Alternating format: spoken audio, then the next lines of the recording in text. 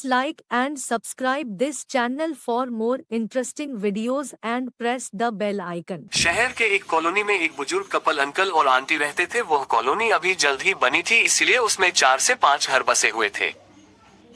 इनका बेटा इन्हें छोड़कर अपने पत्नी के साथ विदेश में रहता था, क्योंकि उसकी पत्नी ये नहीं चाहती थी कि वह घर पर रहकर अपने सास ससुर की मदद करे। ये बुजुर्ग अंकल और आंटी जिस कॉलोनी में रहते थे, उन्हें हमेशा से यह डर रहता था कि कहीं कोई घटना ना हो जाए, इसलिए वे ज्यादा घर से बाहर नहीं निकलते थे। लेकिन उनका ये रूटीन था कि वह हर सुबह सूरज निकलने के बाद टहलने के लिए निकल जाते थे।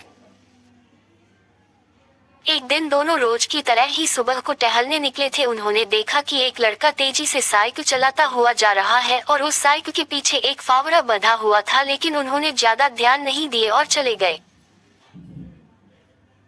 दूसरे दिन उसी समय फिर से वह लड़का दिखा और उसी तरह तेजी से साइकिल चलाता जा रहा था। इसी तरह तीसरे और चौथे दिन भी वह लड़का दिखा। 5वें दिन आंटी जी ने अंकल जी से पूछा कि ये लड़का हर रोज सुबह इसी समय तेजी से साइकिल चलाते हुए जाता है। मुझे लगता है कि कुछ गड़बड़ है, कहीं ये लड़का कोई गलत काम करने तो नहीं जा रहा है। लेकिन अंकल जी ने मना कर दिया कि जा रहा होगा कहीं हमसे क्या। परंतु आंटी जी बोली, हमको देखना चाहिए कि हमारे कॉलोनी में कोई गड़बड़ तो नहीं। अंकल जी बोले, ठीक है, अगले दिन हम इस लड़के का पीछा करेंगे और देखेंगे कि ये जा कहाँ रहा है। अगले दिन सुबह को फिर से वो लड़का तेजी से साइकिल चलाता निकला। उनके पीछे अंकल और आंटी जी भी गई।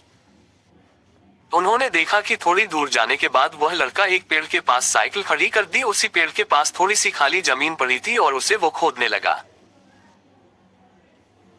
अंकल और आंटी जी कुछ देर तक देखते रहे कि ये लड़का क्या कर रहा है, लेकिन लड़का जमीन खोदे जा रहा था। कुछ देर बाद उन्होंने लड़के से पूछा कि आप ये जमीन क्यों खोद रहे हो।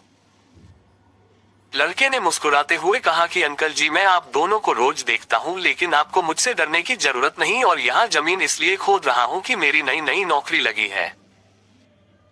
अंकल ने पूछा, कहाँ नौकरी लगी है, ऐसा कौन सा काम है जिसमें जमीन खोदनी है।